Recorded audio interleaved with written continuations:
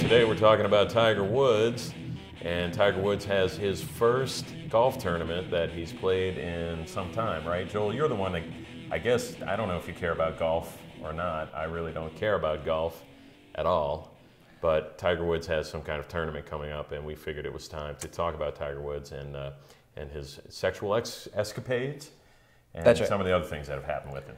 Well, that's right. First of all, the tournament that Jeff is referring to is the first tournament of this PGA season for Tiger Woods. He's playing over in Dubai, which is just a big paycheck for him. And yes, I do. I love golf. It's like eating Valium. You know, just sitting and watching golf on a Sunday, it's like a morphine drip to me. I can nap really nice. I'm not even kidding. I know lots of people. Jesse shows you're out there. You feel the same way.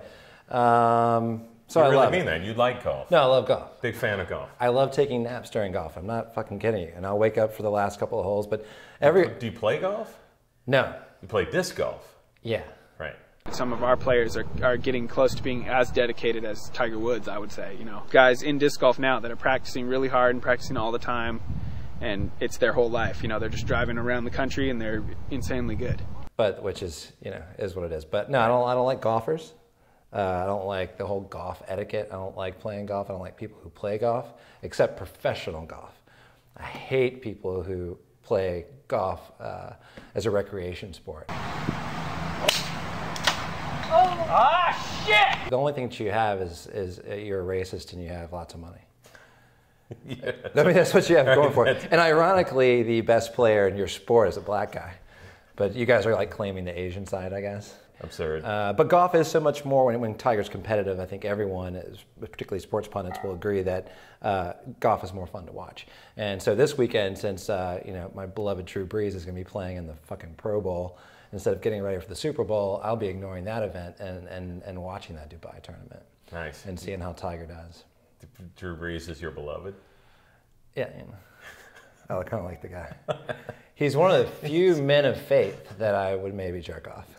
It's funny, we found that out about him. But anyway, let's get back to the Tiger Woods story. And let's talk a little bit about that and our particular angle on it. Because one of the things that we want to do on the Atheist Sports Show is we want to talk about things that we believe the mainstream media won't talk about, because they have sponsors, they have advertisers, they have big money corporate interests that are behind these shows. And so it kind of creates a blue wall of silence behind certain issues, certain angles to stories that we always talk about behind the scenes, and they're just not getting addressed. Right, which is kind of the point of the Atheist Sports Show, is to kind of the conversations you have with your friends that for those reasons the media just can't touch and sports punditry can't touch.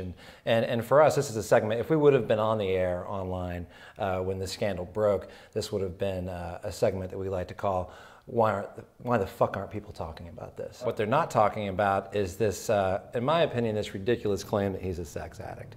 You know, I mean, it's really, first of all, it's a slap in the face to people who are sex addicts, whose lives are absolutely destroyed because they can't function because of their need to be constantly jerking off or fucking animals or whatever the fuck their particular thing is. I could spend hours and hours and hours just fantasizing about women's body parts. Tiger, you know, much like myself, is just a horn dog. And, you know, you look at you know, his big indiscretion was getting married in the first place. And, you know, if had he not gotten married, he would just be like Derek Jeter. They both like to get around and have sex. And for him to hide behind this sex addiction thing, to me, is a little bit of a travesty, but also just says a lot about him and his PR machine. I am deeply sorry for my irresponsible and selfish behavior. I just don't understand why anybody cares about this guy's sex life. Right. It's not somebody that you know individually. I don't know Tiger Woods. I don't know the details of his life. I don't know if his wife responded by having an affair with somebody else.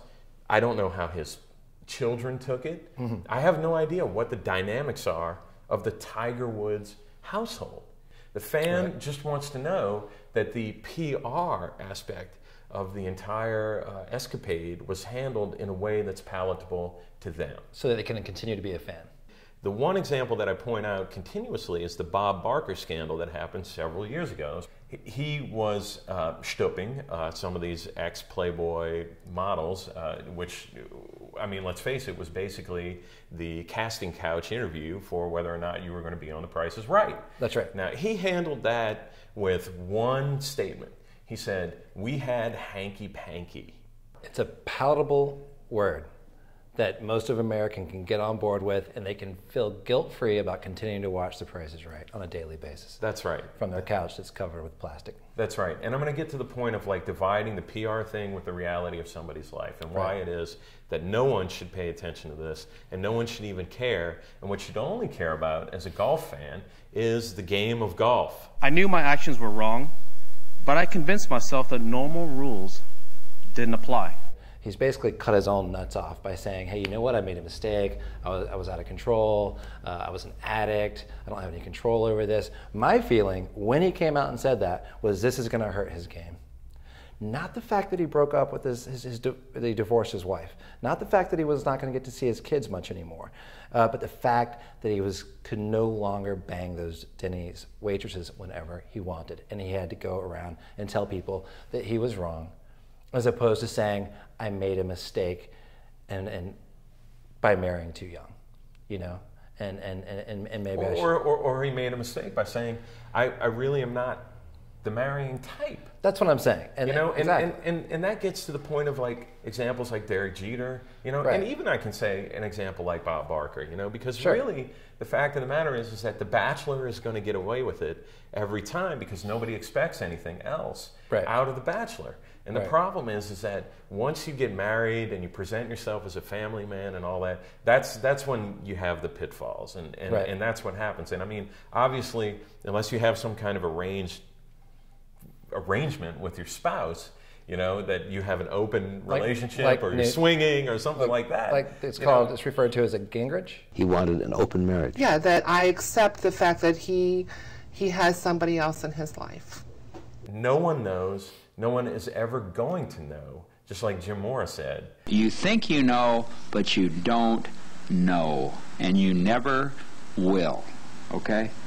And that's the reason why you have to just let it go. And you have to just be a fan of the sport. You don't want to be a fan of Tiger Woods' morality on any level. Who's Jim Morris? Why do you raise... Why would that issue be raised in anybody's mind? I just don't even understand it. You know, I mean, it's like, is it not enough to just enjoy the game of golf because he was for a long time the greatest thing that golf has ever seen, and he is one of golf's greatest players, and he may yet have some great games in him. Well, here's how it's going to happen. And we'll see how it plays out. If he's going to catch Tiger, if you're listening, if you're going to catch Jack Nicklaus. He's not listening. Nicholson. Yeah. If you're going to watch Lakers games courtside with hot chicks, then do that, and then you'll start winning majors again. Because what you need to do is come clean, like Jeff is saying. Go ahead and say everything's behind you if you made a mistake, but now you're a single guy. And yes, you do like to date women. And then now you don't have to date waitresses or porn stars who aren't really in the business anymore. You can actually go out with the type of women that Derek Jeter goes out, which is probably something you've been wanting to do. I mean, I have a feeling if he was at that level, you know, of sort of sexual activity, and he was in New York, and he had all these women, you know, in the grandstand on hole 17 at a major, or if he had one of these women at hole 18 at a major in the grandstands, then he rattles off 12 more majors. Back right quadrant. Tiger Woods. Fuck. God damn it. As good as he was banging waitresses from Denny's, imagine how good he would be with that higher grade lady. I'm telling you, now Tiger, please. He is divorced. I need you to do this for me. He is divorced now. Right. I want to love God. I want my passion for the game back. Yeah, because who are you rooting for now? Nobody. Phil Mickelson. No. Phil Mickelson. Doughboy. Oh. That's exciting. I hate all these. Phil Mickelson. Well, the other thing is just there's not one guy. I mean, I kind of like the Tiger. I like Tiger Woods going around doing that. Me too, and I like Tiger versus the field. Why did he get married? The bad thing about golf is you can't root for one guy, and before you know, unless you're Nicklaus, unless you're Arnold Palmer, unless you're now Tiger Woods, you can't have a fan base. As a fan, you can't root for one golfer because if he wins 1 or 2 tournaments a year, that's successful. But as a fan, that's not enough. You know, you want to ride a horse it's that's be competing 4 to 8, right? That's competing every weekend. Sure. You know, and they're just so few and far gotta between. Be in it. That's right. And he hasn't been in it at all. And golf but nobody's in it, is what I'm saying. And nobody that you care about. Well, you don't care about anybody because there's not a consistent. You would care about anybody who's consistently in it. As a golf fan, you're going to care about it. What I'm saying is it doesn't exist. Maybe we need a bad boy. We had a bad boy for a second. We didn't know that he was a bad boy. Now he is a bad boy.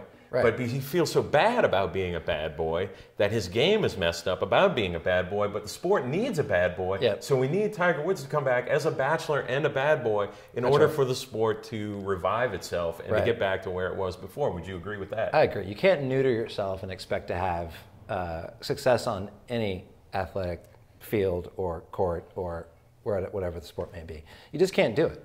You can't be emasculated and be successful.